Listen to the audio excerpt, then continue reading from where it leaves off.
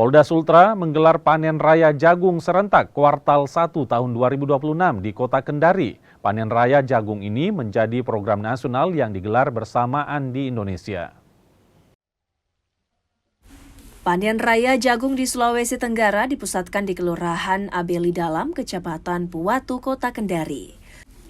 Panen raya jagung dilakukan Kapolda Sultra, Irjen Polisi Didik Agun Wijanarko, bersama Sekda Sultra, Arsun Lio, Kepala Bulog Sultra Pemerintah Kota Kendari, dan unsur TNI. Panen raya jagung ini juga dilaksanakan serentak di seluruh jajaran Polres di wilayah Sultra. Panen kuartal pertama tahun 2026 dilakukan di lahan seluas 5 hektar milik masyarakat dengan estimasi 5 ton jagung setiap hektar. Panen raya jagung dilaksanakan sebagai wujud dukungan Polri terhadap penguatan ketahanan pangan nasional. Sulawesi Tenggara bekerjasama dengan stakeholder yang lain, salah satunya adalah Bulog.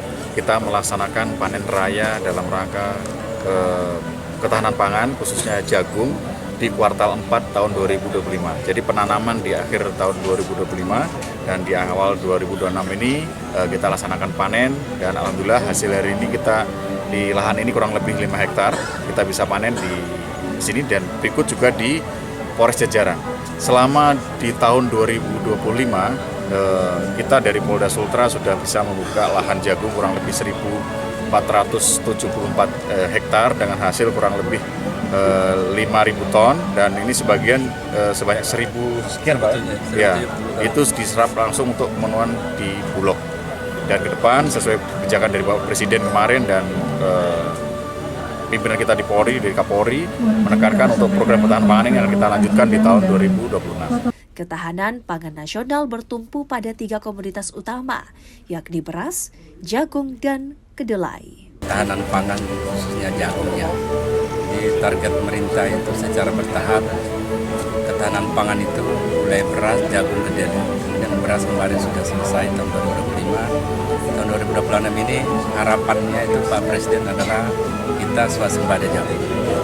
Masalah harga sebetulnya tidak perlu ada pengawasan. Jadi harga di target pemerintah itu sudah ada acuannya. Untuk jagung basah harganya 5.500 di lokasi petani. Kemudian yang jagung di pilihan kering harganya 6.400 di gudang Bulog. Jadi kalau misalnya harganya di bawah, silakan Bulog disampaikan dan pasti kami serap dengan ketentuan tadi ya, jagung basah dan jagung kering.